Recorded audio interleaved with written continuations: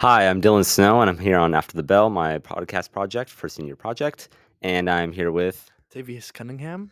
and we're going to be going over some of the basics and the kind of the structure of theater at the school and some of its pros and cons. So first of all, I'd like to ask you, what inspired you to get into theater?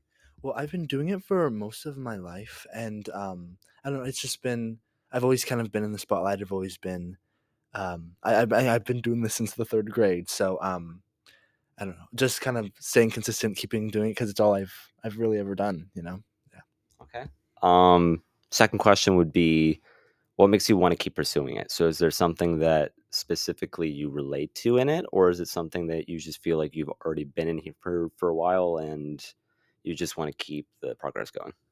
Yeah, I think that for this kind of art form, it's really there's going to be a lot of people that are going to try to tell me that I'm not good enough or that I can't do it, and so I think for me, just reminding myself that what life feels like when I'm not doing it or when I'm not in the throes of rehearsal, life just kind of feels empty.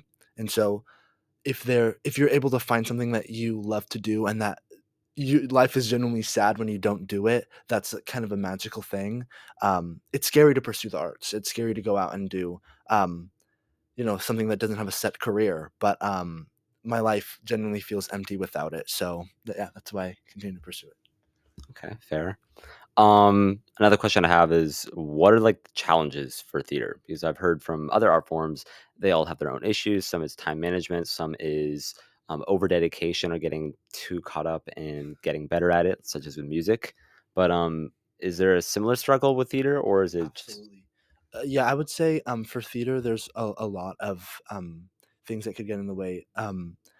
At least for musical theater, there's always something that you could be doing better because it encourages that you become a triple threat. You're able to sing, dance, and act. Um, there's always something that you can be good at, and so for me, I find that encouraging because I that means that I'll never reach like the top. That means that I can always grow, and so that's encouraging to me. But for some, it took me a long while to get to that kind of mindset. For some, it may feel like, oh, I'll never be good enough. I'll never be able to do all the things that all these other people are able to do. So yeah, it's just a lot. It's hard to do it. To be versatile in that way. But yeah, I've heard that sometimes when you're getting ready for production, you can be here till what is it, 10, 11? yeah, hours are really long. Making sure that you're managing your time well. Getting homework done in the wings when you're not on stage for those cue to cues. Yeah, I mean, it can also just be really stressful when you've been working on a project for a really long time and you want it to be great and you want it to be everything. You want to show off your work. It can be kind of stressful if things aren't going your way or if you mess up or if you're not off book when you need to be. It can be stressful because you want people to show off. You want to show off to the people how hard you've been working. Like, okay, so let's just say you've done a show that you found yourself trying to work the hardest you can to get it done and amazing. Um, I know you were in Hairspray. Maybe we'll Yeah. choose Hairspray as an example. That first night when you're done, do you feel the culmination and the worth it feeling? And that's like Yeah, an amazing feeling for you.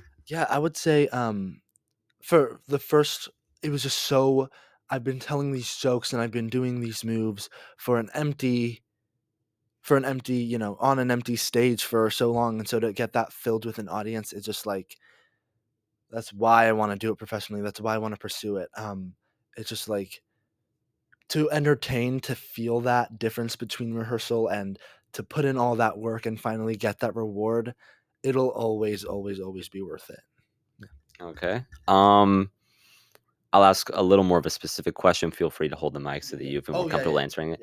Um, so the question I'd want to ask is, out of all the productions you've done at the school, what's your favorite?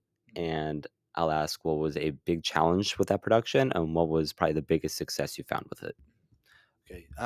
I would say uh, my favorite ever production that I've ever done so far in my career. It was called Antigone Now. Um, it was like an ancient Greek story about the tragedy of Antigone, but it was a modern retelling, and it told like tragedies of Vietnam. It told stories of gun violence. It promoted Asian Lives Matter. It was just a really powerful. Um, piece, and it was directed by a student, and we took it to a competition, um, and we won, gold, and so just, like, that feeling really it just felt really good to work with somebody my age, work with somebody who's like-minded, as a director, and just, feeling that passion, feeling that, shared devotion to the art form. um I worked my butt off, to make sure that it was good and to make sure that we did get gold, and so once we finally did win that award, it was very rewarding. I would say it was hard because, like I said, there was a student director, and so demanding that respect from people of your age group can be really hard.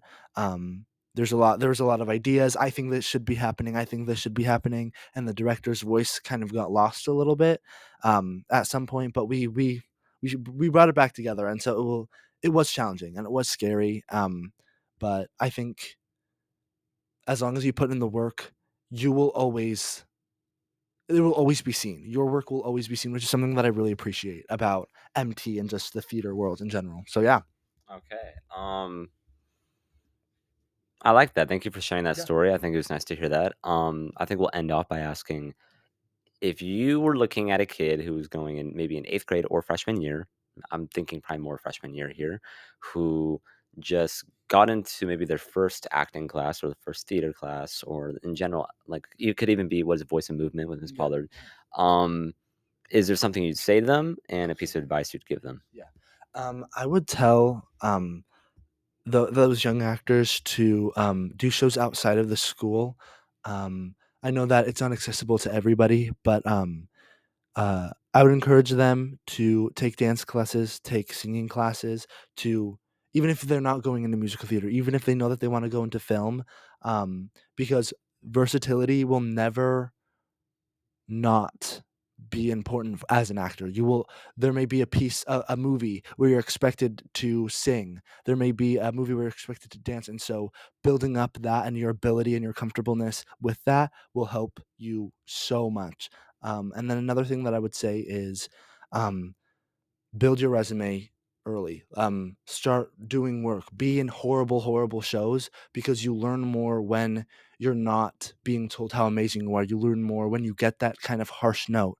I didn't like how you played that. I didn't like how you said that line. I didn't like your intention in this scene. Can you change that? That's when you learn if you are able to do this. If you want to do this. Um, so yeah, that would be my piece of advice. I would say for sure. Okay.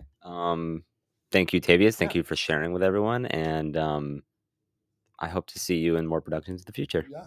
Awesome.